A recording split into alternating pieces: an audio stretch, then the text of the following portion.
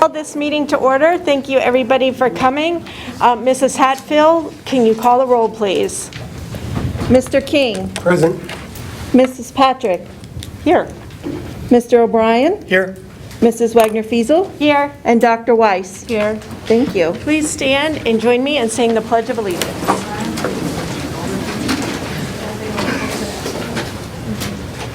I pledge allegiance to the flag of the United States of America and to the republic for which it stands, one nation, under God, indivisible, with liberty and justice for all. Okay, tonight I need approval on the agenda as amended, and the two amended items is a treasurer action item to approve emergency resolution to accept the material terms of the One Ohio subdivision settlement. And then the second addendum is a superintendent action items, and it's related to specific human resource issues, 2 new people, playground cafeteria aide at Liberty Tree Elementary, and a transportation driver, just a transportation driver. So can I have a motion to approve the agenda as amended? So moved. I'll second. Any further discussion? No. Call the roll, please. Mr. O'Brien? Yes. Mr. King? Yes. Mrs. Patrick? Yes. Dr. Weiss? And Mrs. Wagner-Fiesel? Yes. Thank you. Tonight we have 2 presentations, and the first presentation is our treasurer, Emily Hatfield, to talk about strategic planning and how the funds are used.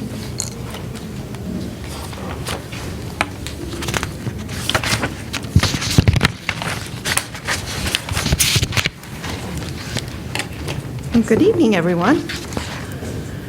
So we want to do a presentation this evening to talk about the next component of our strategic plan. As you know, in previous presentations, our leadership team, have presented on the other 3 components of our strategic plan, and so tonight I'm going to present on resource stewardship. This slide gives you the overview of the 4 main components. Thank you. You can see on the wheel that we have talked through our students. Excuse me, I took my glasses off because my mask was fogged up. Now I'm squinting. That's not a good plan. But we've talked about the other 3 components at previous board meetings and how we've achieved those goals that are the missions underneath those 4 components to help the district be successful and carry out our operations. Also at the bottom, you will see our mission statement, our values, and our vision statement. This allows us to kind of tie all those pieces together and understand how they all align to meet our strategic plan overall goals. So the 3 components that we have focused on for resource stewardship is maximizing investments and revenue, managing assets wisely, and modeling fiscal responsibility and transparency. So I wanted to start the presentation by talking about key influencers. What dictates some of the components and things that we have to report on or report to as part of the Treasurer's Department and fiscal side of the house. So we are governed by provisions of the Ohio Revised Code, or law. Those are specific laws in place that tell us how we can invest, how we have to report our information, and what a proper public purpose is in the funds that we spend. There are nonprofit regulations that govern what we do, and certainly our generally accepted accounting principles dictate how we book things and keep our records. They also govern how we report our annual financial information. The Auditor of State is responsible for making sure that we are meeting those metrics. We are audited every fiscal year. We are actually getting ready to engage in the audit for fiscal year 2021. Typically, that takes about 6 months, and our auditors will come in and take a look at all of our fiscal records, make sure that we have appropriate documentation, that they serve a proper public purpose, and that everything was accounted for per all those regulations and items that govern that. We also take a look at market rate and trends in terms of investing, in terms of debt ratios, how are we earning interest revenue for the district, and what are the general economics of the area. On the economic side, we're also looking at national, state, and local. So it's not just school funding, but it's on a national level, what's coming through pandemic resources, what is the federal government working on. State usually works with not only legislative matters, but of course our funding, and then within our community, how can we support the funding of our students locally. And then community stakeholders, of course our Board of Education and our district leadership all have key influences on what they would like to see in reporting, decisions that best suit the district and help us achieve and maximize learning for all of our students. So let's take a look at what we've been doing and where we are headed for each of those 3 major categories. To maximize investments and revenue, what have we been doing? We are responsible for going through professional development and training. We have to, as the treasurer, and also I encourage our assistant treasurer to make sure that we have all of the certifications that a treasurer is required to have by law to invest public funds. The reason that we do this for not only myself, but for our assistant, is to make sure that the district is covered should something happen and I'm not able to make a decision. We have someone who is licensed and able to make those decisions and move the district forward. We strategize our debt capacity, taking a look at how we create our debt schedule and whether or not we can have debt that will go towards our no new millage promise.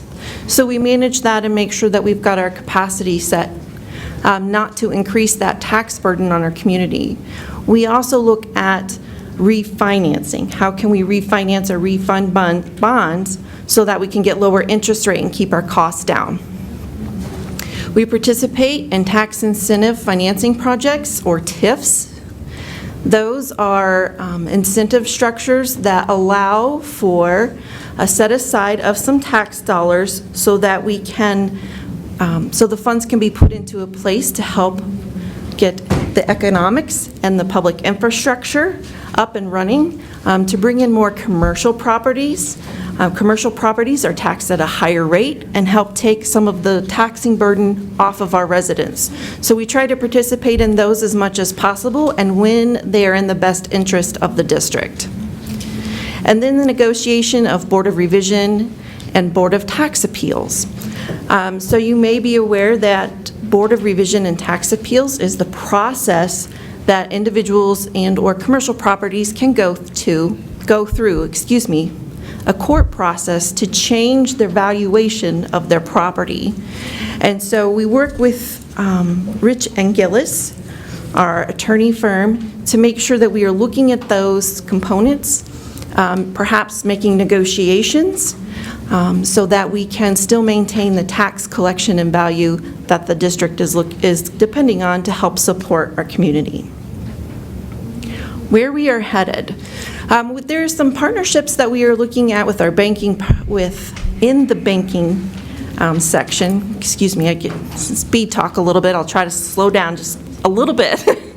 But we are currently working with Commerce Bank and PNC to do some revenue sharing programs if we have the opportunity for vendors to use phantom charge cards, so to speak.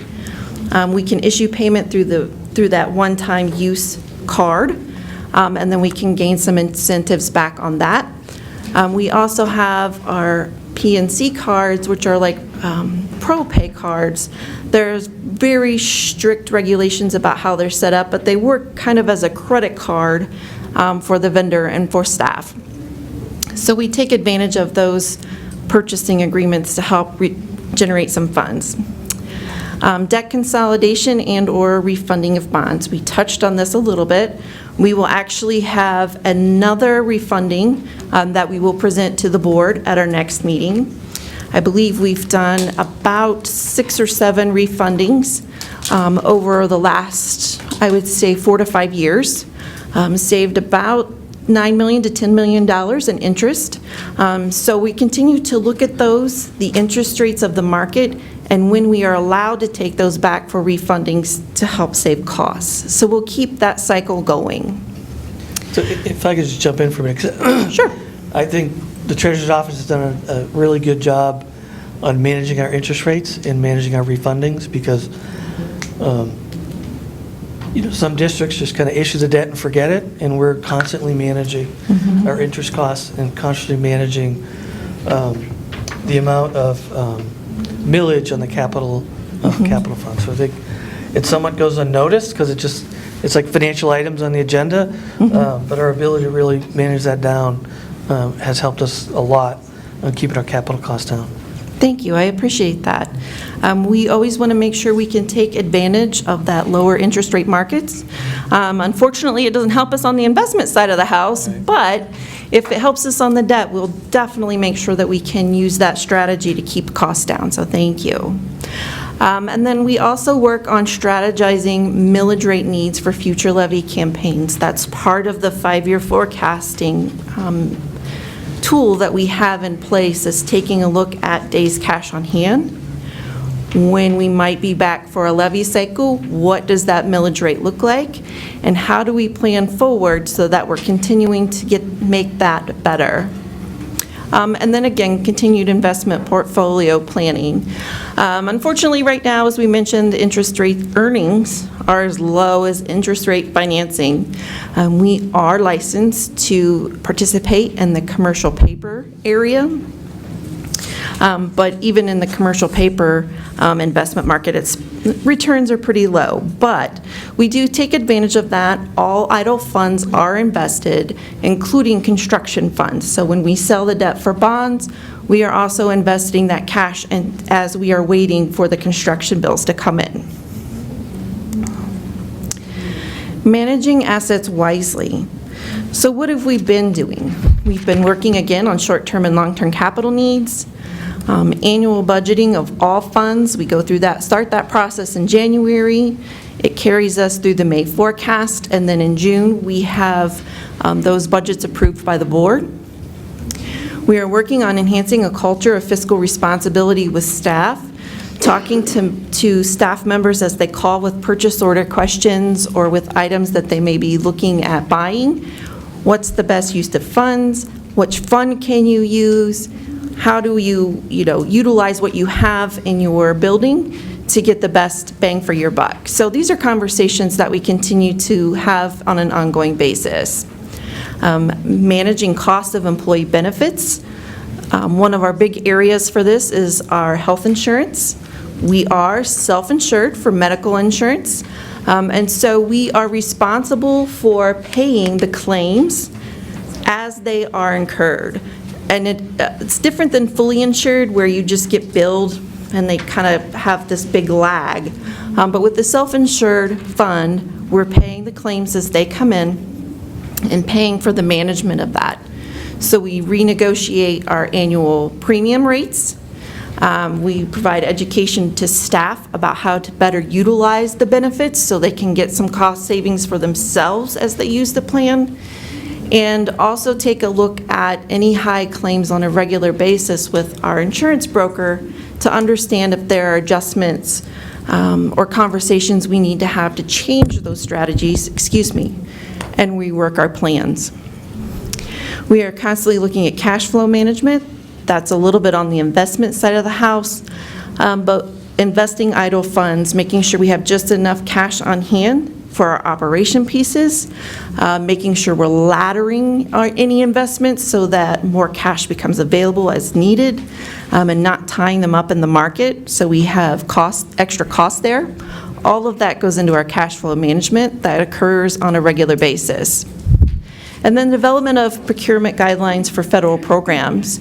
We had a big shift in our federal procurement guidelines a couple of years ago, and had to recreate what we were putting into policy so that we were meeting those guidelines. Not a lot of information was available when we were expected to have those in place, and operate under those guidelines, so we made sure that we were working with the appropriate partners to get those developed and documented and keep our fiscal reporting online and on target. So where we're going, we are due for request for proposals on banking and probably health or medical provider services within the next year or so.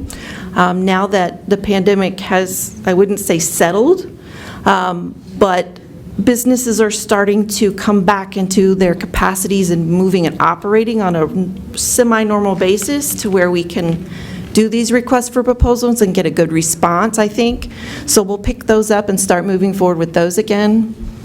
We are implementing fiscal software that provides better, more adept accounting requirements and electronic workflows and reports. So hopefully we will be able to produce information that you need succinctly rather than using some of the old metrics that we have in our current software. Again, just working with our budget management and then continued staff training opportunities within our department and across the district. So how do we model fiscal responsibility and transparency? I know that this is a big concern. We are talking about public dollars. We're talking about tax dollars. So what have we been doing with this and where are we headed? So we've been working on redesigning the forecast report, trying to make it a combination of visual tables and metrics that people can read who need that visualization, as well as a narrative. I know fiscal data is pretty boring to most, so we're trying to redesign that to make it more user-friendly and more engaging, as well as our monthly board financials. Those are quite thick. We have to produce the check register in those monthly financial package, which is quite a number of pages, but we're trying to be more creative and purposeful with putting summary reports on top so that you don't necessarily have to flip through all of that detail to get to what you want. We're enhancing, or we have enhanced the Treasurer's webpage to put more information about how taxes are collected, how House Bill 920 affects taxes, talking about our transparency and accolades, and keeping our financial reports in focus and easy to access. We've participated in community education through town halls and coffee chats, and in addition, legislative advocacy. As you may remember, the Fair School Funding Plan was brought into the state budget, this biennium budget, which is fantastic. We've been working on trying to get fair funding for the school district from the state for quite a number of years. Unfortunately, the Fair School Funding Plan isn't fully funded for this fiscal year and the next, but at least the plan or the funding model is within legislation, and we'll continue to push for that funding to be applied. And then again, working with our Finance and Audit Committee. We have a group of folks that we meet with at least biannually, if not quarterly, regarding our financial status, where we are, where we've been, and working on any kind of levy campaigning information and millage model information that we might have. So where are we headed? How can we get better? We are very adamant that we maintain the accolades for fiscal reporting. I think it's very important to our community and to ourselves that we continue to maintain our GFOA certification of achievement in financial reporting. We've had that certification for 20 years consecutively, so we'll continue to maintain that. We've also received the Ohio Auditor of State Award with distinction for our clean audits, meaning that there's no material weakness or items that need to be reported. We've gotten that award for the 9th consecutive year through fiscal year 20. And then in a new measure that we've worked on is transparency and records requests. The Auditor of State's office created a new star rating system that was in effect for fiscal year 2020. And so with the operations that we had in place, we were able to achieve a 5-star ranking without really adapting or moving any of our operating procedures. So we're pretty proud of that. So we'll continue to meet those metrics and work on those as our standards. Of course, reviewing our reporting documents with Finance and Audit Committee, taking advantage of their expertise to get better, enhancing our web page with graphics and statistics instead of more verbiage, trying to make it easier and more accessible. Continue to create on-demand training for support groups and staff. By support groups, we're talking about our boosters and PTO organizations, making sure they have the materials they need to be successful groups, and offering an on-demand type of training as new members come and go from those organizations. And then again, continued legislative advocacy for the funding of the Fair School Funding Plan. Are there questions that I can answer about that? I know that was a lot of information thrown at you. Any other questions? No. When's your Finance and Audit Committee meeting? Have you set it yet for fall? Oh, yes, thank you. We are currently scheduled for October 18th to review the 5-year forecast update. With that, we should be able to have the state funding model in place, and it should carry through our forecast model. We have some training going on next week to make sure we understand those components. So we should be able to report out how those changes come to actual fruition. So the second meeting in October, we would be able to see that at the board level? Yes. Okay. Yes. Typically, when we have our review with the Finance and Audit Committee, you receive a draft version of that, so you can kind of see it as we present it to them. But yes, there will be a first reading, that second meeting in October. All right, anything else? Thank you. Thank you. Okay, the next presentation is Superintendent Mark Rafe, your return to school update. Thank you, Mrs. Fiesel. Thank you, everyone. Welcome. Nice to have everybody here. So, obviously, we sent out a message a little bit ago. Some things have changed here again, and so we're just going to update you. The board typically would have given this presentation prior to sending out the information, but kind of things just didn't align timeline-wise this time. So, you know, as always, everything starts with our mission and to facilitate maximum learning for every student, our vision and our values. And, you know, our main goal here is to keep students back in school in person 5 days a week, and because we know students benefit best from in-person learning. So that's what we're going to try to accomplish here with our return to school plan. So our priorities as we've been developing this guidance, first and foremost, is to continue our partnership with the Delaware Public Health District, because they're our best resource to provide us with local data and guide us on the decisions we need to make to keep a safe and healthy environment.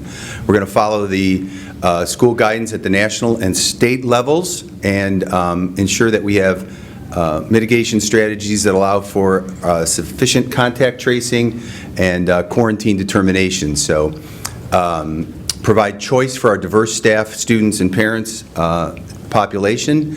And again, we want to maintain in-person learning for students and staff for the year. So let's start by just quickly looking at our local health data and vaccination rates. As you know, the Delaware Public Health District is producing a report card weekly with critical factors. There are 1, 2, 3, 4, 5 critical factors there you see. Just recently, we initially, in the first week that this reporting system started, there was 1 fail on that report card system. There is now a second fail on that report card system. But Director Hiddleston told me today she's in contact with the CDC because she does not think the second fail is an accurate measure. So she's working on trying to get that corrected from our standpoint. So obviously this is all county-wide data that the Delaware Public Health District monitors. We are at an average new case rate of 15 per day per population of 100,000. Per 100,000 population, there's about 210,000 people in Delaware County. And you see there cases in isolation for the last 10 days was 292. And as of this week, there have been 27 1,000 doses administered by the health district for the vaccine. This is interesting data. The blue line is Olentangy, and I think the red line is Big Walnut, the orange line is Delaware City, and the yellow line is Buckeye Valley. As you can see there, all the way as it goes to the right on the graph is the most current data for June, July, and August. And we actually have the lowest data of any school district on cases per 100,000. Now, obviously, being significantly larger than any other district in Delaware County, we're going to have significantly more cases potentially than any of the other districts. There's 2,400 students in Big Walnut. Big Walnut in Buckeye Valley. We had 2,200 kids at Orange High School one year. So that's very encouraging data for us. It continues to show that across the board we have what the health district and I both believe are very low case rates. So that's a very positive number for us. This is the known cases by school district across since June of 2020 all the way through August of 2021. Obviously, you see there in December we had the highest number of cases at 266.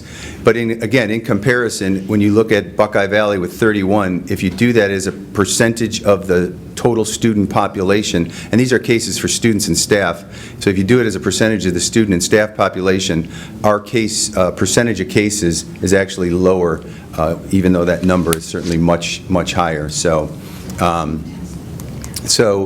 again, from a local data standpoint, from our health district, we currently have 5 elementary school students that have reported, 1 middle school student, 7 high school students, and 2 Olentangy staff. Since June 1, we've had that many, and there are 3 that somehow the age was unknown, but the health district is telling us they're under 18. So again, those numbers look very, very promising here for us. So again, I want to just quickly review the K-12 school guidance from the national and state level. The U.S. Department of Education has released a return-to-school roadmap. Obviously, all of those agencies continue to stress vaccinations as for anyone over the age of 12 as the first line of mitigation. So that continues to be stressed by those agencies. The American Academy of Pediatrics, obviously this has been discussed heavily, and the statement that I want to stress is that the American Academy of Pediatrics strongly recommends in-person learning, and it urges all eligible people to be vaccinated. Obviously that's very important.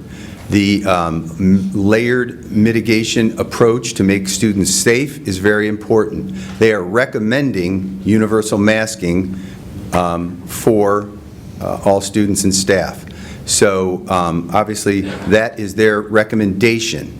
They are not able to make a requirement, obviously, for our school district, but that's what they're recommended. Along with the CDC, very similar guidelines, there is a federal order for masks to be required on buses until at least September 13th. That federal order, there's been debate about whether or not our school buses are public transportation, and whether or not that debate is going to be litigated or not isn't really of our concern right now, because we got to get school started.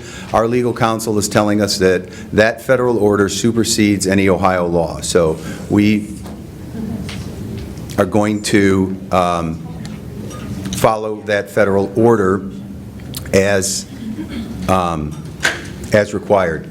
Obviously, the CDC is also recommending universal indoor masking for all students, staff, and teachers, and then obviously the 3 feet of physical distancing is one of their mitigation strategies. And then finally, the Ohio Department of Health, very, very similar, strongly recommending vaccinations, strongly recommending mask wearing, and all the other proper ventilation, distancing, and so on. So those are the guidelines that are from a state and national level. And the Delaware Health District's guidelines are also very similar. Mask recommended, again, very consistent. Mask required on the buses through 9/13 per the federal rule, and so on. I think it's really important, this more than any year, this should be followed any year, but the self-monitoring of your health condition. So if people do have a cough or shortness of breath or do feel they are ill, staying home, both students and staff, is going to be very important here, especially early on as we continue to work our way back to full in-person learning. So contact tracing and quarantining, the major point of this is that it starts with vaccination, because if a student or a staff member are vaccinated and you follow this flow chart, this will be sent out, then they will not be required to quarantine. So that's very important. If the next thing on there is, did the contact consistently wear a mask? If the answer to that is yes, then the student or staff member will be allowed to remain in school. It'll be recommended that they wear a mask and monitor their symptoms for 14 days.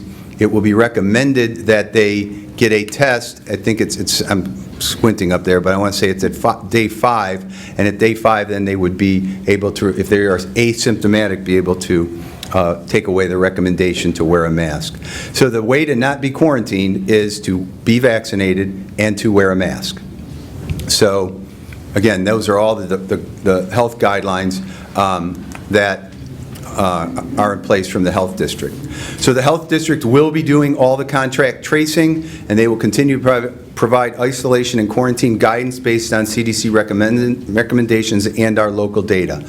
They will be the ones responsible for quarantining individuals who have come into close contact with a person who is positive. So wearing a mask, though, obviously will help keep children safe in school. So again, that's goes along with those recommendations of the other health agencies. So our mitigation strategies are that we will follow the Ohio Department of Health guidance, which strongly recommends that everyone, regardless of vaccination status, wears a face mask in school. So parents and individuals will have the option to have their children wear face masks while in school or participating in school activities. So I know that is obviously the biggest point of contention, but those agencies that are making those recommendations,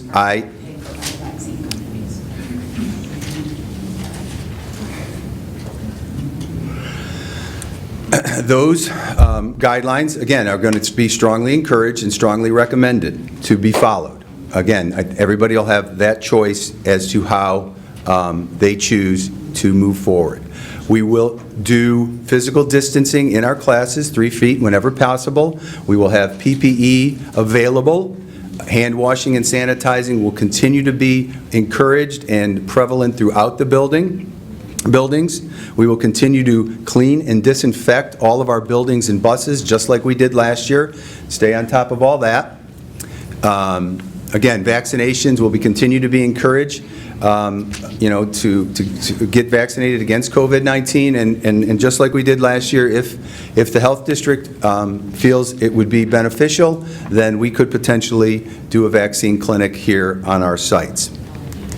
So again, with regards to transportation, we're going to follow the federal requirement, and then pretty much everything with transportation will be the same as last year. And again, that could change by September 13th was the date that is set to expire.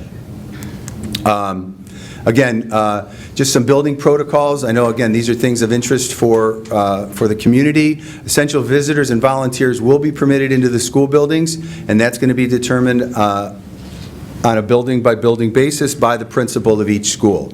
We'll continue to, all of our HVAC systems will continue to be programmed to bring in more outside air like we did last year. We're very fortunate that we've got great systems. We've got, obviously, these new buildings. So that is very beneficial for us. And then water bottle filling stations will be open for use, but we're not going to bring back the water fountains right now because those just tend to be little germ factories. Food service, as everyone's aware, all students enrolled in Olentangy are eligible to receive 1 breakfast and 1 lunch at no charge. Obviously, again, if kids buy a la carte, then their accounts will be charged. So we are going to, in order to provide sufficient information for contact tracing, we are going to have assigned seats in the lunchroom tables. So high school students did a really good job with this, just scanned a QR code, and so that we'll be able to know where everybody's sitting in the event we have to do the contact tracing. And then obviously same, we've already stated this with regard to PPE. The table dividers will be available for students upon request, and again, students will be continued to be encouraged to use sanitizer before lunch periods and so on. So, again, as I stated previously, this health assessment at school, it's very important that I think people be very mindful of their own health before entering any of our facilities, and we'd like everyone to follow these guidelines because it's very important to try to control that spread. So the district communications team is working on communicable disease notifications. So we're working on that. So basically, what essentially the Delaware Health District has decided to, how they're deciding to work through this, is much like other communicable diseases. Now, the health commissioner does have the authority to require masks be worn. So in my conversation with her today, I asked her specifically, at this time, given our data, where we are as a district with the number of cases we have, do we need to require for masks to be worn all throughout the district? And her answer was no. You should follow the guidelines of the CDC, the American Academy of Pediatricians, the Ohio Department of Health, and our guidelines, and recommend that masks be worn. But it's important to note that obviously, depending on how things are and if things change, then our guidelines and guidance could change accordingly. Again, the goal being to remain in-person learning. We do not have the ability to do remote learning or hybrid learning because of the new laws that have been passed at the state level. So, that is problematic for us. I'm going to ask Dr. Fetty to talk a little bit about distance learning questions and CDL, the CDL program that we had last year. So, good evening. Yes, we were, as you know, able to offer committed distance learning last year. The state had passed what was known as House Bill 164, I believe was the number, that suspended a lot of attendance requirements, state testing requirements, and other rules that schools operate based upon because of the pandemic. All of those waivers or all of the rules that they suspended last year ended at the end of last year, and they did not reinstate them this year. In addition, with the budget bill that was signed on June 30th, the state implemented a new law that said that virtual schools have to be virtual, and students can't live in both worlds, and if they do, then they're a blended school, and if they're a blended school, they have to learn primarily in a physical setting, not an electronic setting. So we would have to bring students in 51% of the time, essentially, into our buildings anyway to do a blended approach to allow them to belong to their physical home school and CDL like we did last year. Also, if we created a full virtual school, the state's very clear that that should be a permanent decision, not a pandemic-related decision, and that it would have to follow and meet all of the requirements of a virtual school in state law, or any school in state law, which is far beyond what we were doing with CDL when we were running a program that operated as a satellite off of the student's home school. Are there any questions about that? So essentially, we'd have to create another school district to do CDL? Well, Because you have to have your IRN number? yeah, you have to have an IRN. It would technically be a school, but the size of it, as we know, is kind of district size. But yes, it would be another school in Olentangy, or really 3 more schools, in elementary, middle, and high. Did you have a question? I do have a question. It's about Dublin. I know that they now have an online option. How were they able to accomplish it? Did they use their ESSER 2 and 3 funds to do that? I don't know all the details of Dublin's plan. Obviously, I don't work there, but somebody sent me a website of theirs that lists what they're doing, and it looks like they're calling it a virtual school, but they're operating under the blended parameters, which means that 51% of the learning should take place in a physical school setting. And I would imagine that there would be, obviously they got more ESSER funds than we did since we got 0. But I don't know exactly how they would be using that money, but it certainly would help. Thank you. And so Well, and honestly, the rules are very specific about how you're supposed to operate these schools. And given the current state of the state, the Ohio Department of Education is supposed to monitor those rules. I personally, there's probably districts that may just be saying, we're going to do what we want because there's nobody monitoring those rules now anyway. So I don't know exactly all the parameters of what everybody's doing across the state with regards to distance learning. But the Ohio Department of Education is in a complete state of flux. Thanks, Jack. Okay, questions? Okay, any other questions? Because I have some as well. Okay, we'll start down here, Mindy. Okay. Going back to the beginning of your presentation, we talked about the 5 parameters, pass, fail. And my question, I'm not sure if you know the answer to this, but the fail that was potentially in question, is that, I believe it was around hospital capacities? Correct. They're only looking at whatever hospital facilities are in Delaware County. Right. Okay. Which is just, Grady Health. Okay. And then as far as truancy and attendance, now I know a couple years ago all those rules changed. The Hours. reporting of it, it's based on hours. With quarantining and illness, I assume that is still suspended. Kids are... The attendance rules are not suspended the They're way not. they were previously, though quarantine does not affect the student negatively in terms of the truancy portion of the law. Okay. And I would fully expect, now that our staff is well-versed with Schoology and some of the other online options that we were able to put into place last year, that the level of instruction a child would be able to receive in a quarantine, or the amount of communication that could be happening with a staff member, would be significantly improved over previous years, because we've experienced that. I have one more question, and that is around vaccine records. So would it expedite students not getting quarantined if they submitted COVID-19 vaccination records, or is that going to have to go directly to the health department? They'd have record of it. They have a record of it anyway. It could expedite it. I mean, we've had situations, I've talked to other superintendents with situations that they've incurred already, where a kid has a picture of his vaccine card on his phone. And that, again, depending on who you talk to at the health district, is whether or not they determine whether or not that's good enough. Oh, okay. So, Lakeisha? Yes, can we turn the lights back on? I can't see my notes. Thank you, Dustin. Thank you. Thank you, sir. Thank you. All right, so this contact tracing, is it going to be like it was last year where they were behind? Will they be able to keep up? I mean, hoping they wouldn't have to do a lot of keeping up, but there was a lot. you know, we're actively discussing that with the health district, about what they're going to do to employ enough people to do that. We did a lot of the contract tracing last year, so, it could fall back to us.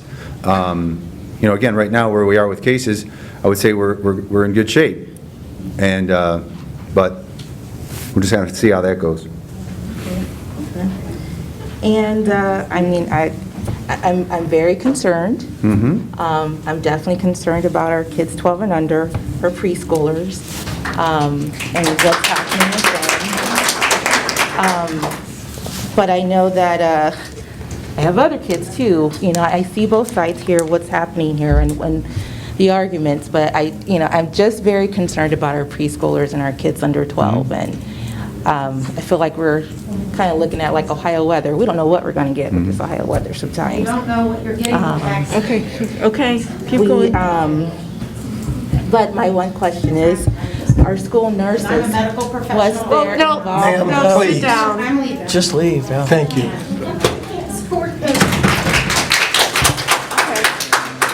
Okay, let Lakeisha talk. So what is our school nurse involvement in, when it comes to making this kind of decision, and are you consulting with their school nurses? Are they included with, when you talk about the health district? Yeah, they've been involved all throughout the process. Maybe not as much during the summer, but we do keep the nurses very involved in this process. They're integral to obviously on both ends of the process. And I'll just clarify, just like everybody here in the audience, we're all concerned about all of our kids every single day. I'm concerned, so and I know you. Okay. So, again, I think everybody has different levels of concern that I think it's important for them. I put in my first communication, that there's a level of risk that different people want to manage in different ways. I think if you have a young child that you're highly concerned about, then obviously you should put that young child in a mask. But there are also people that don't have that same concern, that have more concerns about the mask. So there are issues of...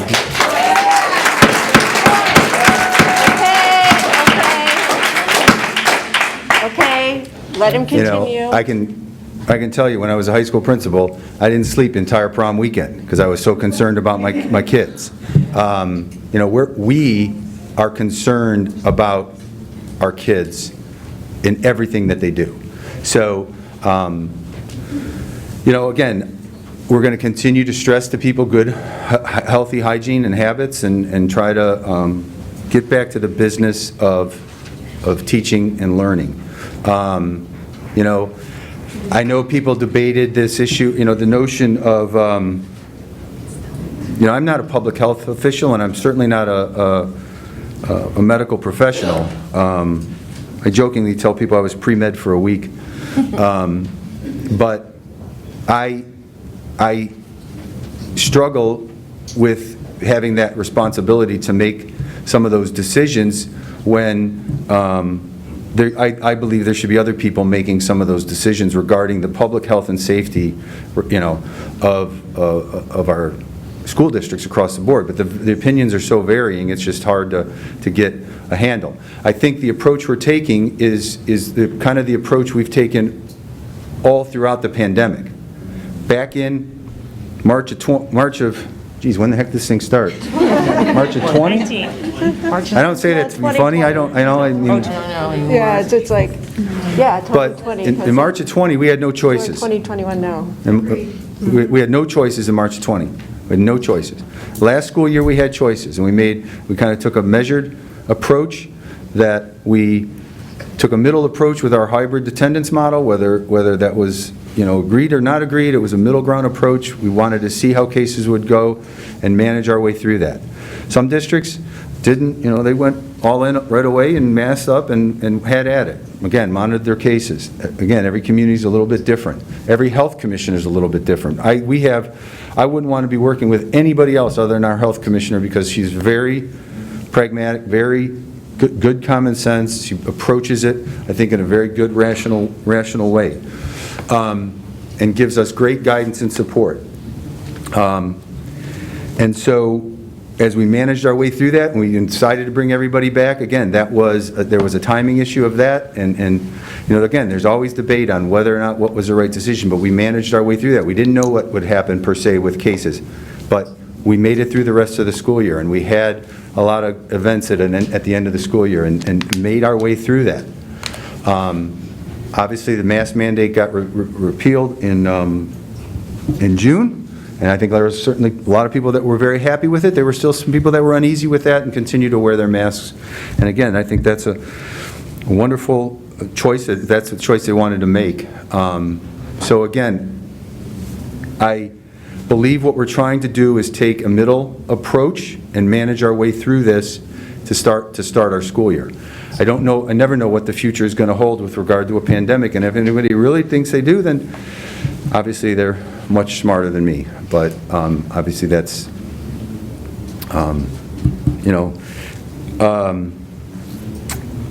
so I'm sorry, you probably have more questions that I jumped ahead of. No, I'm good. I'm done. I just have one. If you just spend a minute on the challenges and complexity of unmasked cohorts. Yeah, so, at the high school level, I don't know that that's necessarily been requested, but with 6 to 7 classes per child and different, different courses and different subject areas, it just can't be done. Especially not knowing who's going to wear a mask and who's not going to wear a mask. At the same thing pretty much at the middle school level, because they're moving all over all the time, whether putting together an elementary schedule, something I've never personally done, being a high school secondary guy, but it is every bit as complex, because you got let's just say 125 fifth graders at a grade level. The fourth grade team works really hard with the fifth grade team and the counselors to match kids with teachers that they think are going to be the best fit, to match kids with other kids who are going to fit well together and work well together. And it's not like you just go down the list and randomly assign kids. You've got schedules, students that need special education services, you have students that need gifted education services, you have students that need ELL services, speech services, and the entire scheduling of those students and the time that all the specialty area people are involved is, it's just a big puzzle. That if you all of a sudden decide, let's just say at a random fifth grade, we have 15 students that wanted to be cohorted together wearing masks. Well, now we take those 15 off.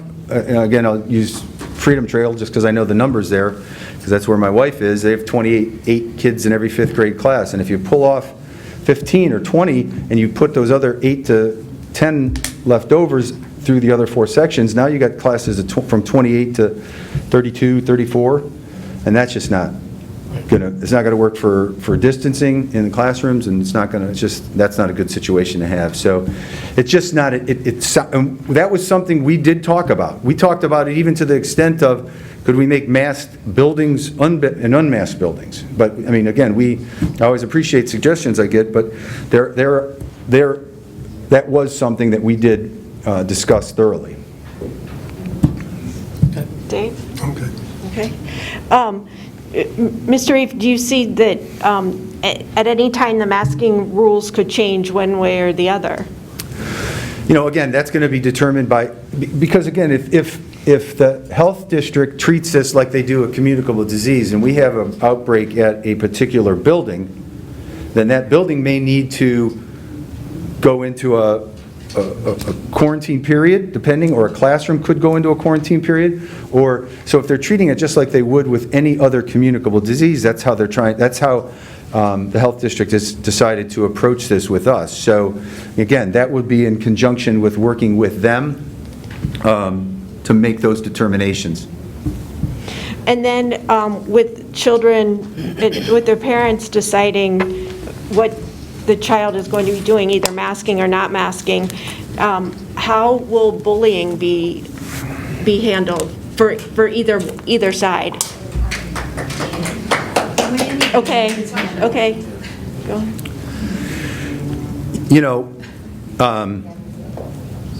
I would say to that bullying of any kind is going to be handled appropriately at the building level. Okay. So, like we do with every situation, if a child is having difficulty, if a child is uncomfortable with any situation,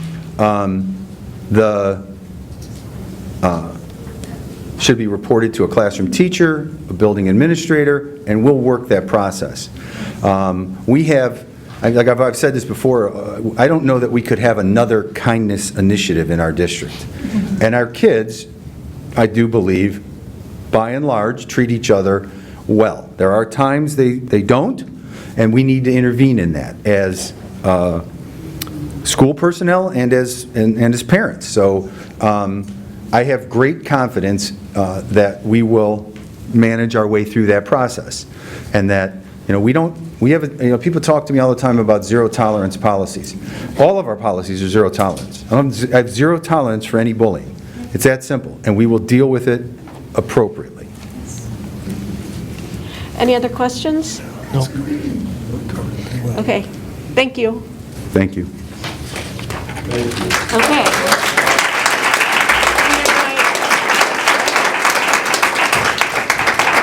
We will continue on with the board president's report, and we've just heard the return to school update from Mr. Rafe, and I want to reiterate that all of us care deeply for the safety of our students and staff. Mr. Rafe has a wife in the district. I have a husband in the district. Dave has many longtime friends in the district. Kevin has 2 daughters in the district. Mindy has a son in the district. Lakeisha has twin daughters and a son in the district. Emily has a son in the district. And our administrative team has many friends and family in this district as well. We all want our students and staff to be healthy and safe.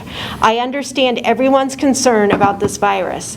I often tell people that I wish I had a crystal ball to guide me in my decisions. The school district is following the guidance of the Ohio Department of Health and the Delaware Public Health District, the Center of Disease Control, and the American Academy of Pediatrics, and strongly recommending that all students and staff wear masks. I'm wearing a mask tonight, even though I'm fully vaccinated. The American Academy of Pediatrics says masks are an important tool in preventing COVID spread, especially as a dangerous variant circulate among unvaccinated children. They are safe and effective for anyone over 2 years old. Don't hesitate to talk with your child's pediatrician if you have any questions about your child wearing face masks. I also encourage you to read the letter issued today by the director of the Delaware Public Health District regarding the mask mandate. The school district is also encouraging everyone who is eligible to get a vaccine to help stop the spread of COVID-19. Please believe me when I say no one on this board or in this administration is making decisions for one side or the other. And believe me, we are hearing from both sides. And I am sorry if I didn't get back to you with all the emails and calls that I have received. The school district is following the guidance of our health department, in which the majority of the school district falls, which is the Delaware Public Health District. Guidance from doctors, attorneys, healthcare professionals has been sought and taken into consideration. I myself have talked to our attorneys several times, including once today. Also, I know that the plans in place today could change. I am imploring everyone to be civil and respectful of the wishes of others. Turn off Facebook. Be kind to each other. The division in this community and around our country on masks and vaccines is, as one person said to me today, heartbreaking. Personally, I do not understand what happened to love thy neighbor as thyself, or doing what's right for the good of the whole, or living by the golden rule, or just being nice to each other. We all want this virus to go away. We all want our students and staff to stay healthy and safe. We all want our students to be successful. All right, that is it. Superintendent's report? Should have just stayed up there.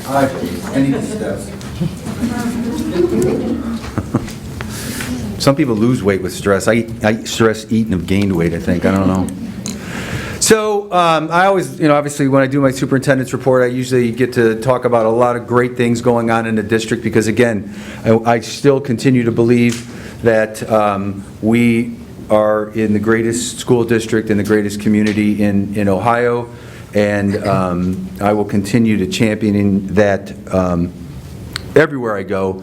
We're very blessed with all that we have in our district, and that, as of Sunday, will include our 16th elementary school. So we have an event planned for the grand opening of Shale Meadows. I'm sure Mrs. Janegi, the principal, is excited beyond belief. The only little bump in the road is we're still waiting for all the furniture, but that's been a COVID logistics problem, and it's supposed to arrive Monday, and it's supposed to be put in place by Wednesday. Cutting that one a little close. But this is all pandemic-related, getting product and getting it shipped. But it is in the country. So we got a great donation from Staples here in Lewis Center. It was part of their classroom rewards program, so they donated classroom supplies and back-to-school supplies that we distributed to all the buildings throughout the district. So there's members of the leadership team and representatives from Staples who distributed all of that throughout the district. So thank you to Staples. This is the second year that Olentangy football has run the Brave Life Camp for K12 students across the district with special needs. This was started by a student, Trent Maddox. It's entirely run by volunteers and donations, and it is truly a great experience for all of our students involved in the Brave Life Camp. So thank you to Olentangy Braves football for conducting that camp. So obviously, as part of the last issue in 2020, we had a bond package that obviously included Shale Meadows Elementary School, Middle School 6, Elementary 17, and one of the most important components of that bond issue was the construction of school security vestibules throughout the district. So previously, we had Berkshire Middle, Hyatt's Middle, Shanahan Middle, and Berlin High School, and 4 elementaries, Souder Ridge, Wyandotte Run, Elm Creek, and Arrowhead, that had these enhanced school security vestibules. So the main entrance of every building now, guests will have to enter through the security vestibule, someone will physically check them into the building, as opposed to previously where they got buzzed in and then they were inside the building prior to, so they're going to have to physically go into a space and be checked in. So this is a huge enhancement to make our schools safer. And I got to give Mr. Gordon and his team a compliment, because getting that done throughout the district while we had so many other things going on is a great accomplishment. Also with the bond package was upgrades to all of our elementary playgrounds. So now all of our structures are ADA compliant, handicapped accessible, and they have soft surfaces. So for any elementary parents in the audience, you will no longer have to be taking those rocks out of your washing machines. So I was over at Shale Meadows, and the soft surfaces are like trampolines. They are really nice. So I'm looking forward to seeing the kids enjoy those new playground construction or playground equipment and the soft surfaces. So. Another component of the bond package for any Hyatt's parents here, the people that pick up and drop off at Hyatt's, the congestion there is really bad. So as part of the bond package, we put in a separate bus lane that will be ready by the first day of school. So it'll kind of be, I guess it's like an easy pass lane for the buses to get by, and then there'll be a separate lane for parents to pick up and drop off. So that should help greatly with the congestion of getting students in and out of Hyatt's Middle School. Couple action items that of note: we do have a re-employment of a previously retired teacher. One of our school nurses, Jane McCrae, has been with us for a very long time, recently retired, and we're bringing her back in a role. Mr. Meyer tells us how much that saves us, but I forgot to get that number. We were a little busy with some other stuff. How much? $45,000. Saves us. We get an experienced nurse and save $45,000. So that's a great thing.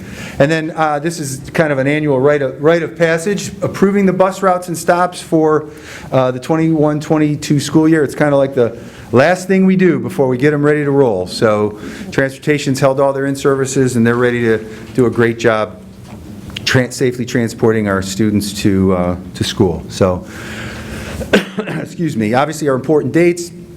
I previously had on there the Power School reopened, so everybody found out their class assignments and schedules today. Shell Meadows Elementary, our elementary school open houses will happen next week. District convocation on Wednesday. First day of school is Thursday. So the kindergartners will go on, that are on the Monday, Thursday schedule will go on Thursday, and then the ones on the Tuesday, Friday schedule will go on Friday. So, and our next board meeting is the 26th. Excuse me. And don't forget, what's Friday night? Olentangy. Yes. Yep, Friday night, yep. All right, next, we have our treasurer's report. Emily? Got a little something, something. That's why I'm in the meeting. But no, I'm fine. I just talk too much. Do you need a moment, Mr. Ray? Goodness. So wanted to give you some updates just in the general practices that are going on in our department. We've talked a little bit about these, but let me give you some more details. With our state funding, the Ohio Department of Education is on the communication education trail, so to speak. They are coming to webinars and meetings for treasurers around the state to help explain what will be coming. Right now, what we are seeing on our funding reports is that they have kind of given us a net funding, so to speak, of last year's funding. So we no longer see deductions off of our foundation statements, but they're really kind of set to last year's funding. They're anticipating the full funding to be available and ready in their reporting system by October.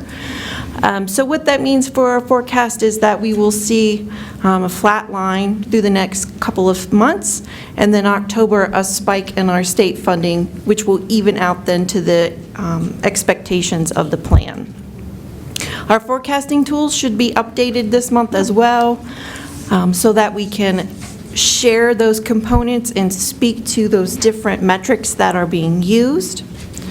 The other big project that we are currently working on is our eFinance Plus conversion. For those that haven't heard about the state software that we currently use, the state has decided not to support that software as of December of 2022. So we made the decision to move forward with eFinance Plus in that conversion. Why that versus some of our other options? Well, quite frankly, eFinance Plus gives us the best connectivity between our human resources and our payroll system, and it also connects to the student information system, or PowerSchool. So the goal being that we will have integrated systems that speak to each other from the student all the way through for payroll and state reporting. So that's a great efficiency that we will gain by having that connectivity. So we're working on parallel payrolls right now, making sure that our staff data ties in both systems, and that we can process payroll and get the same data as we issue in both systems. So we are running 2 fiscal softwares as we speak. My staff is, God love them, are doing the best job ever. They are working through that process of having state software and eFinance and tying out those numbers and making sure that they are training themselves and getting updated on that. The user training, that relates to not just our department, but the other users of our software. So our buildings and our other departments across the district put in requisitions to create purchase orders for the items that they need. So they will actually be new end users of this eFinance Plus program as well. So we're working on that training process and getting information to them. For the action items, we have our June board financials are ready for your review and approval. This is our fiscal year end for 2021.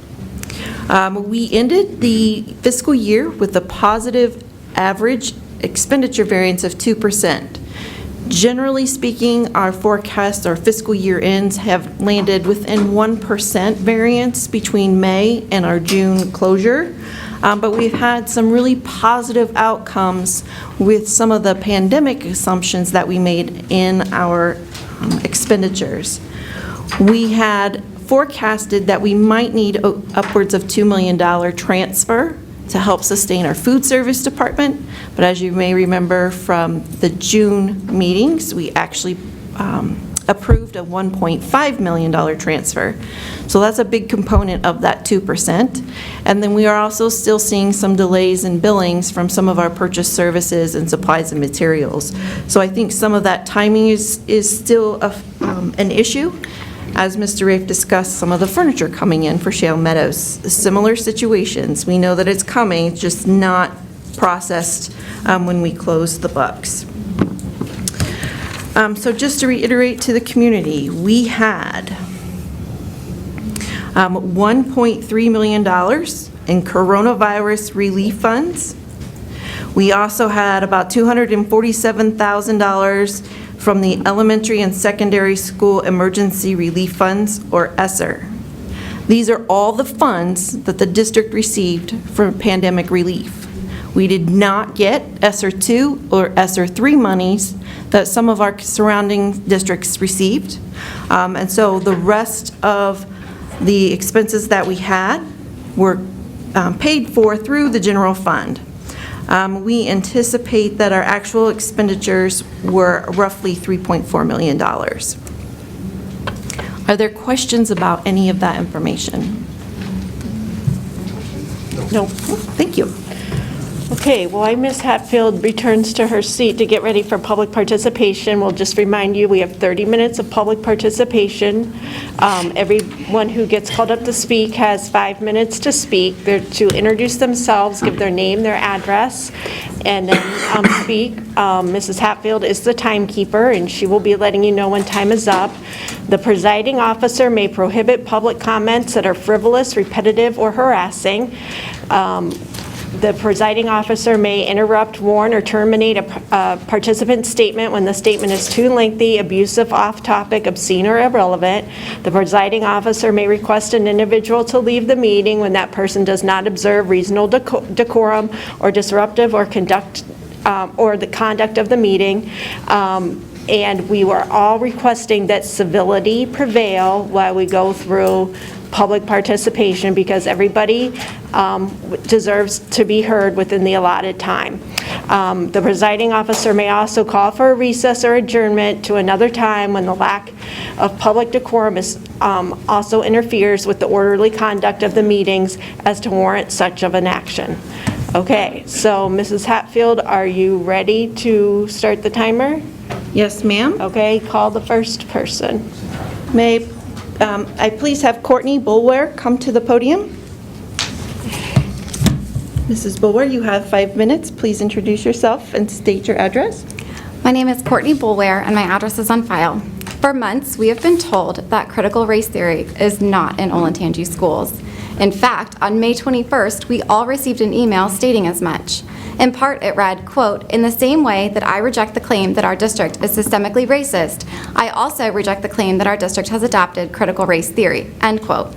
Just before this sentence, parents were belittled for even having concerns, and we were told, quote, "I am afraid that many parents are confusing Olentangy with schools in New York or California and conflating what they're hearing in the media with what's actually happening in Olentangy," end quote. Despite the fact that parents and students have stood up here and given example after example, Olentangy has only dug their heels in more and defiantly said, "No, we're not adopting this." Despite the fact that the person recently promoted to the position of Supervisor of Equity and Inclusion based his entire dissertation from May 2020 on critical race theory, said he agrees with the first tenet of it. As outlined by him, that tenet is that racism is normal for white people, and that he has a bias toward European Americans because he believes they are all racist, and again, that's normal for them. Olentangy continues to pat us on the head and let us know how unintelligent we are, because obviously there's no CRT happening here. Despite the fact that Dr. Hassan Jeffries was brought in to train our teachers last year and told them that white children aren't capable of empathy for children of color, and in fact they have more empathy for animals, Olentangy continues to insist that children will not be judged by their skin color. That was also in the May 21st email. Despite the fact that Dr. Jeffries is himself a proponent of CRT and that some teachers in our district are being paid $1,500 to receive additional instruction from him, Olentangy remains steadfast in saying that CRT is not in our schools. Despite the fact that we were told that the concept of intersectionality was used to train teachers last year, Olentangy still says there's no CRT here. Despite the fact that the DEI group paid Dr. Goldie Muhammad to speak to our community and teachers, albeit optional for all, and that she has publicly stated that the goal of education is to make children more woke, and that she said she was providing files of lesson plans to our teachers, Olentangy continues to say that CRT is not here. Despite the fact that at least one kindergarten teacher this year has on her Amazon wish list the book Something Happened in Our Town, which has quotes like, "It wasn't a mistake, the cop shot him because he's black," and they, the police, don't like black men. Olentangy continues to insist that the oppressed-oppressor narrative is not being taught here. That was also in the May 21st email. Despite the fact that students at Berlin High School were directed to make a video about Angela Davis, a communist activist, hailing her as a hidden hero for Black History Month, we are still told that, quote, Olentangy does not teach students to embrace Marxism or anti-capitalism, also in the May 21st email. Despite the fact that at Orange High School today, there is a ceiling tile painted with the words, "Know Your Privilege," with a design showing a white person wearing a suit, standing atop a box with a money symbol, a police hat, and a medical cross, next to a black student in a hoodie who is not standing on a box.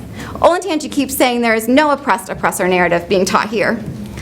The email from May 21st assuring us that CRT is not in Olentangy schools has been proven time and again to be false. It's incorrect. Hear me when I say, I'm not calling anyone a liar, because I believe it's entirely possible that at the time that email was written, this is what the board actually believed to be the case here. However, in the many months since then, parents and students have come forth to provide examples to the contrary. I know a common response has been that those were just rogue teachers, deal with it at the building level. But the district as a whole brought in Dr. Jeffries, again, a CRT proponent, to train all our teachers. The district effectively paid for CRT to be brought into our schools. The district owes us an apology, publicly acknowledge that since May 21st, new information has come to light and you are sorry it ever got this far. Then publicly tell us how you are going to ensure this doesn't happen again. As parents who are being asked to trust you with our kids, not your kids, up to 35 hours per week, we deserve this. We are not here to demand special treatment, new mascots, or even anything that costs money. We are simply asking that you acknowledge what has happened, start following your own policies, and hold yourselves and your teachers accountable to them. Thank you.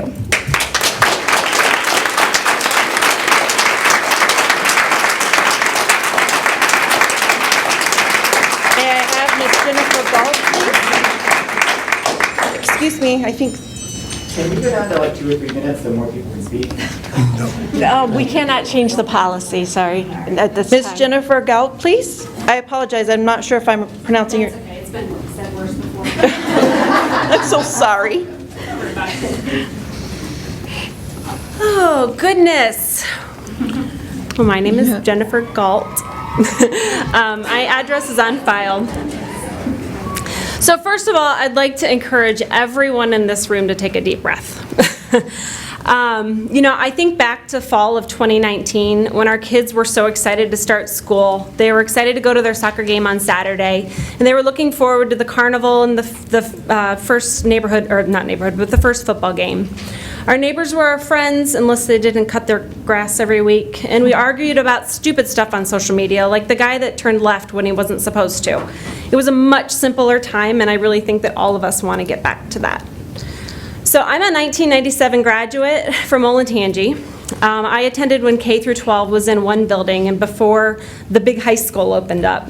I've watched this district grow and from mostly farmland into what it is today, and right now I have 3 kids who are entering the district.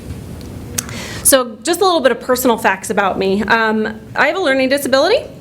And I really don't know that much about it. Apparently I've flipped some words around sometimes, and instead of going to study hall, I actually hung out with Mrs. Barboza and Mr. Sedlacek in high school. They really helped me. I didn't realize that it was something that could hold me back, mostly because nobody ever told me that it was something that was a challenge in my life. My grades weren't the greatest, but I always tried. The teachers I had were amazing. Mr. Yeoman, Sue Andrews, Mrs. Laymaster, Coach Eddie, thanks for that A in gym class. It actually really meant a lot to me. And so every single one of them were an instrumental piece in inspiring me to be the successful person that I am today.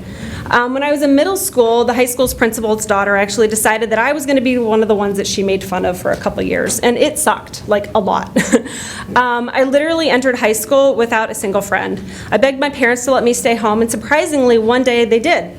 I took that day to gather myself and to think, and what I realized was that I was trying so hard to get these mean girls to like me, and I was really missing out on true friendships that were out there.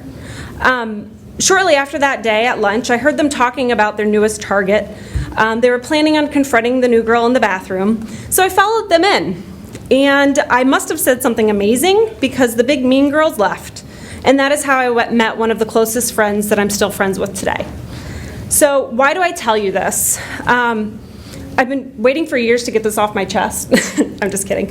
No, I share this with you because I'm concerned about some of the things that I'm seeing happening in our district.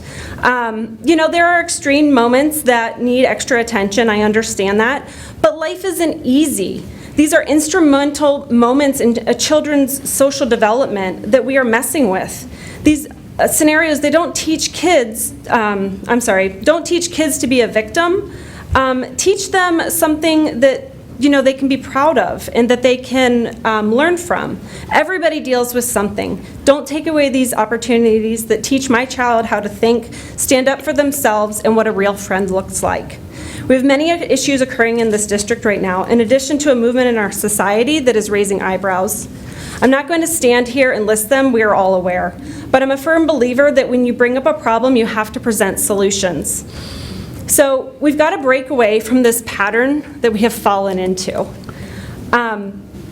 If diversity and inclusion is really what we're going for here, the rhetoric needs to change, because what we've got going on right now is nothing but division.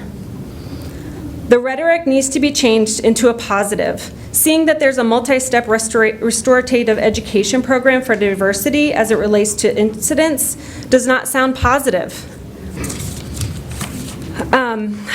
I suggest that this amazing district, Olentangy, sets the bar for not only our kids, but what for the nation can look at and what they can look up to. So here's a few things that I suggest. 1 minute. Something suddenly changed at Olentangy in the start of 2020, and it wasn't the pandemic. There's a strong feeling of negativity and divide, so I suggest that the district identifies what's causing that divide and immediately removes them and bans them from communicating with our school district. For example, the email that was sent out today to all the teachers. We need to fix the damage that has been done by people like Hassan Jeffries, who thinks all of America is racist. If I had one child came home and was doing drugs, I wouldn't blame all 3 of my kids for doing drugs. I would handle the one child. For the mental health of our teachers and for our kids' sake, we need to balance out this mindset, this wedge that has been shoved into our district, with somebody who appreciates America, because there are so many great things and we are so lucky to be living in this country. So my point number 3 is most important. It's students, family, and community. That's time, please. Okay, thank you. Thank you.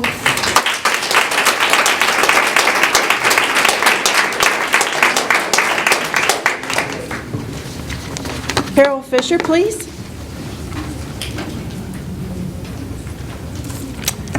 Good evening. My name is Carol Fisher, and you guys have my address on file. First off, I just want to thank Mrs. Fiesel and Mr. King for your service on the school board. I know things look a lot different than when you guys first were elected, and I just want to thank you for your time here. I also want to thank you for stepping away to give people, another group of people, a chance to, with fresh ideas. So I just want to thank you for your time. As a parent for 20 years, I have dealt with almost every type of medical specialist, literally, during that time. And I've never been told that I didn't have my kids' best interests in mind. Over the years, I have put my trust into the staff at Olentangy, and honestly, There have been times where I've been greatly disappointed, from my son, who was in a wheelchair and was flipped. He was let go into the parking lot, hit the curb, and he was flipped over face first, to coming home in urine-soaked shoes and socks. So now I question, when I hear Mr. Rafe say that he's got the best intention for my kids, I question that leadership in the district even more when I was made aware of comments made by a member of the Equity Inclusion team that I don't know where the CRT is going, but it's going to be something that we must continue. First, we have been told that there is no CRT in this school, but then I hear this. I'm sorry. But from this statement, I'm sorry.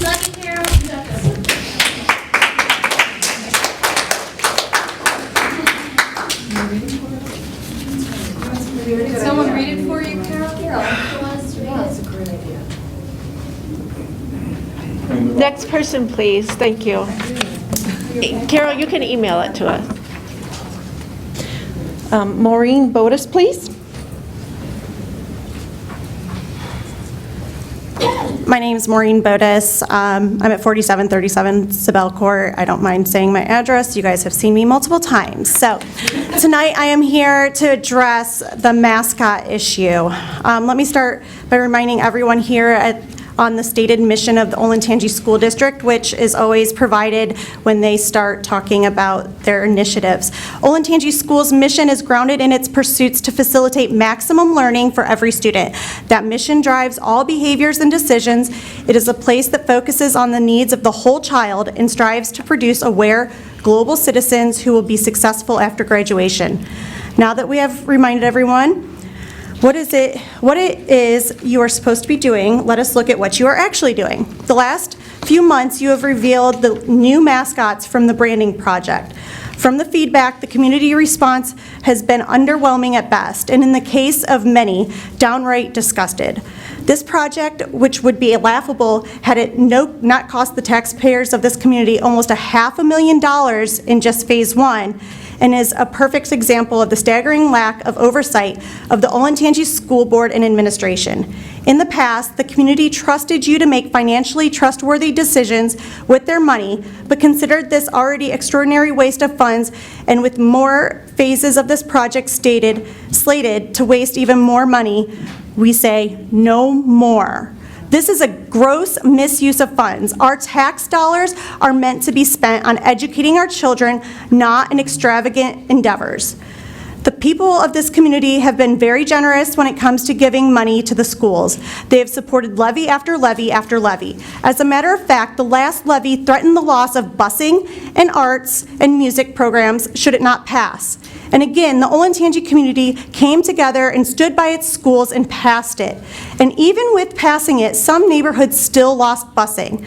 To realize in the aftermath that we had almost $500,000 to play with, and that it was spent on rebranding and not the most basic of needs for students like transportation, seems just fundamentally wrong.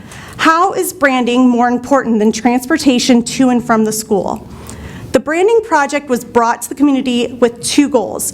The first was to trademark the mascots to gain a new revenue source, and the second was to remove Native American imagery. Apparently, the project somehow got derailed, because if we were just sticking to those two goals, why did Pioneer Pete and the Liberty Patriot mascot need to be changed? Neither of those evoke Native American imagery. Perhaps the intent was always to rebrand with imagery that aligned with the goals of the Equity and Inclusion Department. It is interesting to note that in initial phases of branding, focus groups were held to help determine the personality of the district. Grand pillars were defined as opportunity, community, educational excellence, personal achievement, pride, and exceptional value. Yet somehow, all the mascots came out with branding that was geared toward diversity, inclusion, and equity. It does give one pause to question the originally stated motives and goals.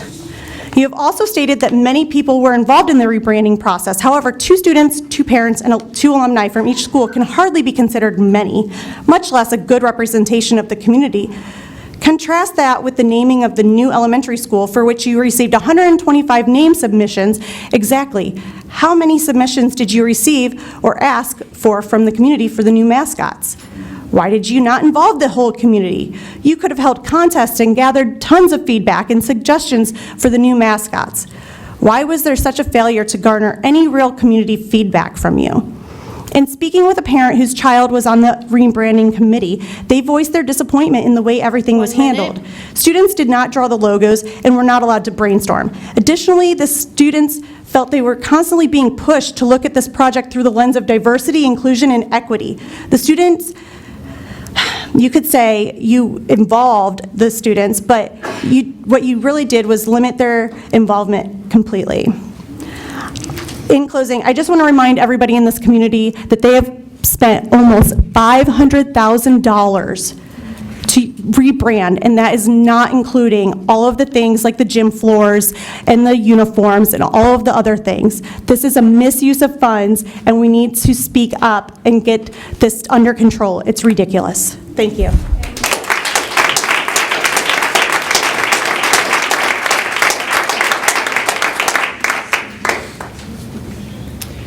We have Audrey McHenry.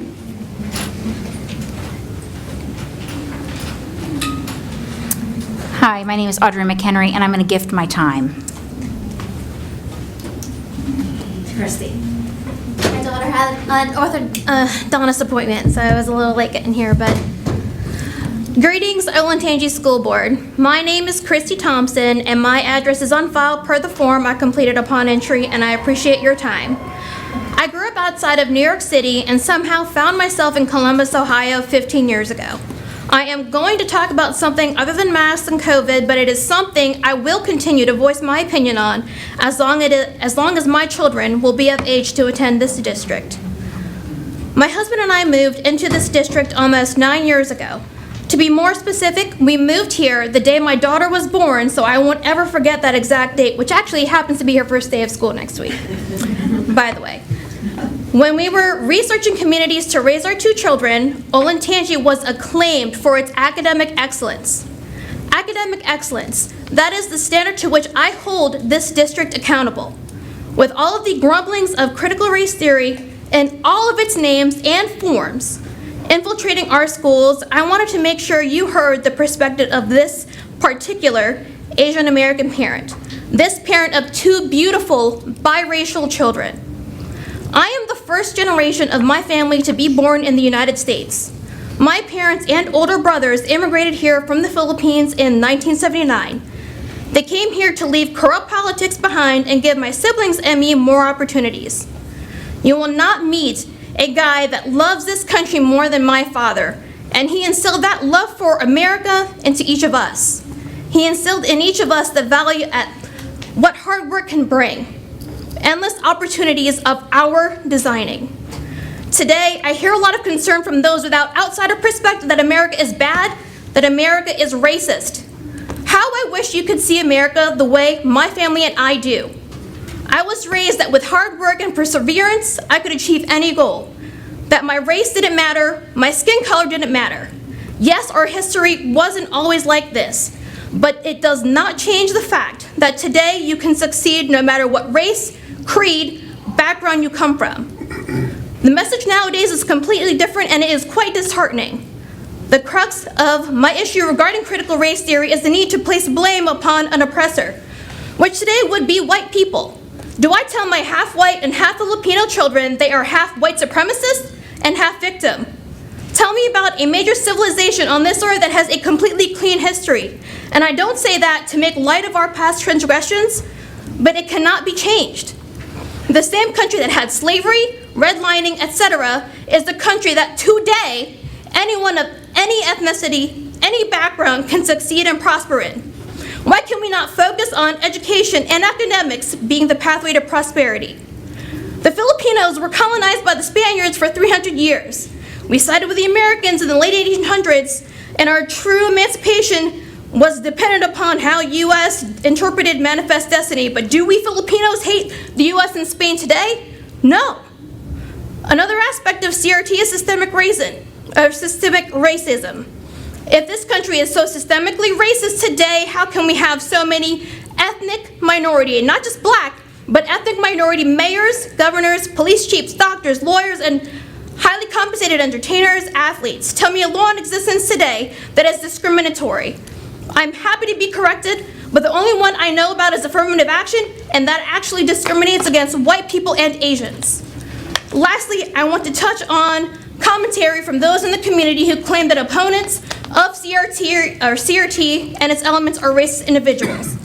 I say elements because where there's smoke, there's fire. You may not on the surface call it CRT, but the components you push are CRT to the core. I am actually of the belief that those who push CRT have racist tendencies, as they insist on viewing everything through the lens of race instead of the context of one's characters. What sort of universe do we live in to think that it is an effective approach? Just because I'm against a theory does not mean I don't believe racism exists. There will always be those with hateful hearts, and hateful hearts don't have a preferred shade of skin or skin tone.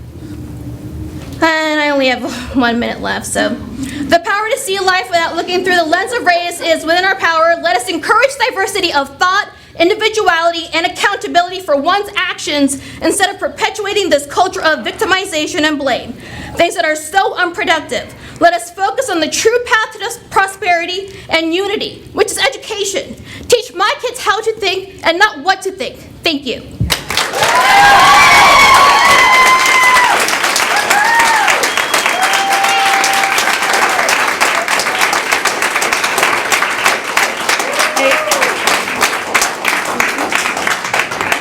Have Brandy, please forgive me, I'm not sure how to pronounce your last name. I believe it's Manda? It's okay. Mayenza. Mayenza. Yeah. Thank you for teaching me how to do that. I appreciate it. Yeah. So my name is Brandy Mayenza, and you guys have my address on file. I wanted to talk today about masking. I am an RN by trade, and for the last 18 months, I have been immersed in COVID in a variety of ways in my everyday job. I have managed staff exposures, I have managed staff illness, and that has been very challenging. I have also helped on where I work in writing policies to ensure the safe policies in order to see patients safely in our clinics, as well as our staff safety.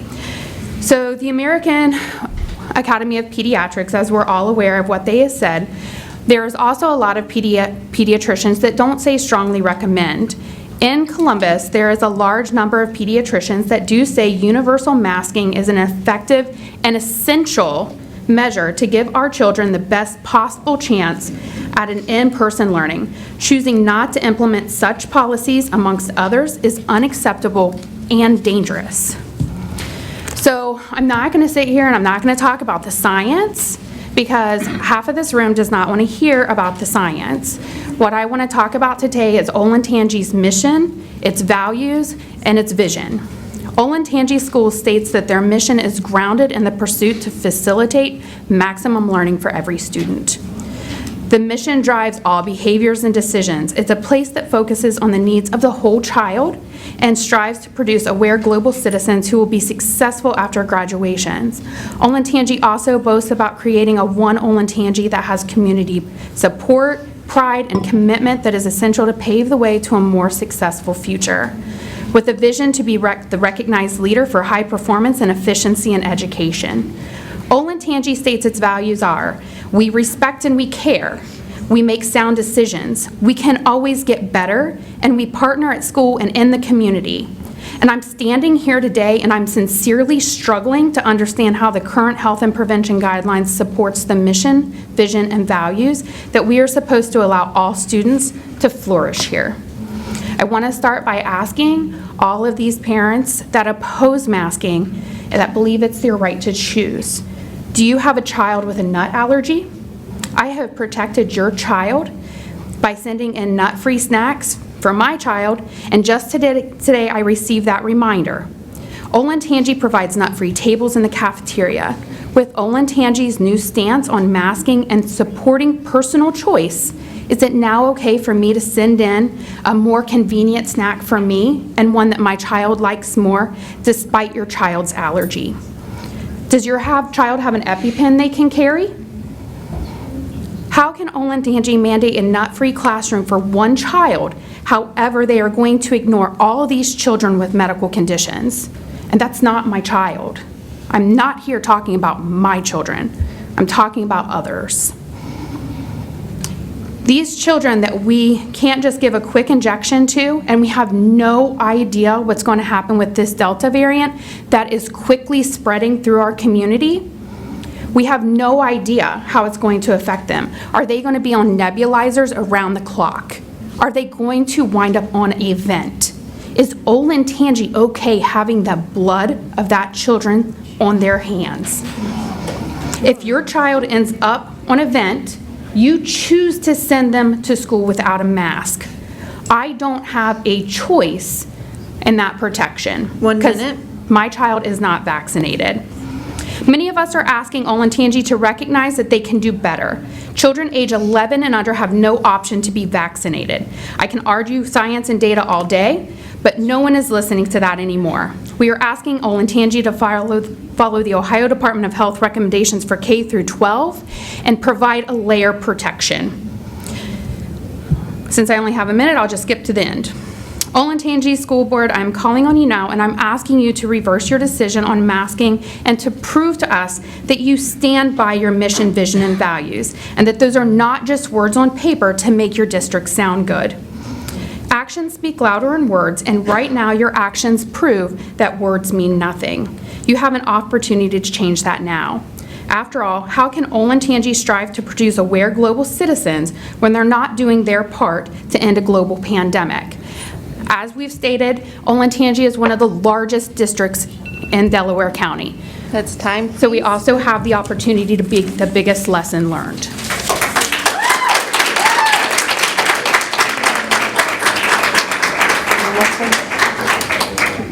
Kelly Livingston, please. And this will be our final public participation, please. Yeah. Hello, my name is Kelly Livingston. You have my address on file.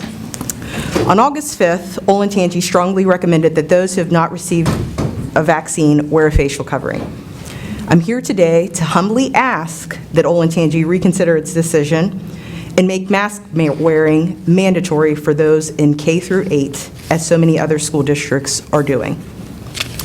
The reason for my request is based on facts and data. As of Friday, August 6th, Delaware County moved from being a county with substantial transmission to one that is red, meaning high transmission. I'm concerned because it's somewhat misleading to provide stats on a period from June to August, as our superintendent did, when students are not in school congregated, and when we know that from at least March of 2020, most adults have been working from home. I think it's also dangerous to quote yet disregard the guidance from administrative bodies that have the ability to provide guidance but lack the legal jurisdiction to mandate it. What do the experts say? July 19th, the American Academy of Pediatrics, as Mr. Rafe quoted, recommended universal masking because a significant portion of the student population is not yet eligible for vaccines.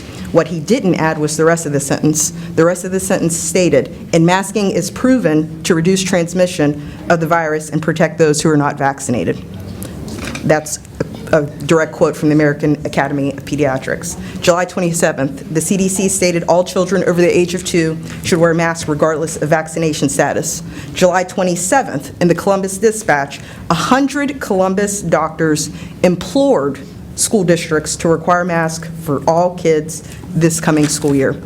Just today, this afternoon, around 2 approximately, the CDC reported that hospitalizations of children from the Delta variant saw a 30% increase last week from the previous week. For me, it's personal. I have 4 sons, 3 of which graduated and went to school through Olentangy District, and 3 of which will be graduating from college this year. My youngest son is 10, so he's too young to receive a vaccine. My family has already lost 2 members to COVID, as I shared with Mr. Rafe. Honestly, my family simply can't bear any more additional unnecessary and preventable sickness and death from this virus. I believe that as a parent, we all have certain unalienable rights. However, another parent's right to choose whether or not their child wears a mask should not outweigh my child's right to life and right to safely attend school and to receive an education with guarantees that any and all measures are being undertaken to safeguard his health and safety by those with whom such responsibilities have been entrusted. Society, our nation, and our community is only as strong as its weakest members. What type of society have we become if we aren't willing to undertake even rudimentary, basic measures to keep our most vulnerable population, our children, safe? I respectfully ask that you reconsider your position on mask mandates for children in grades K through 8. Thank you. Thank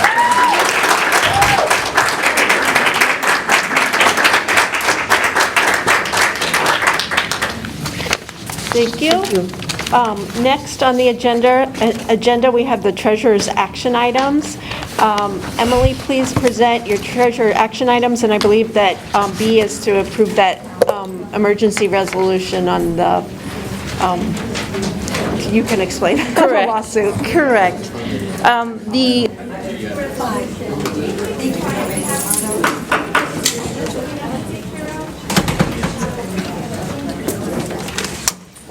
second item that is on the agenda is for a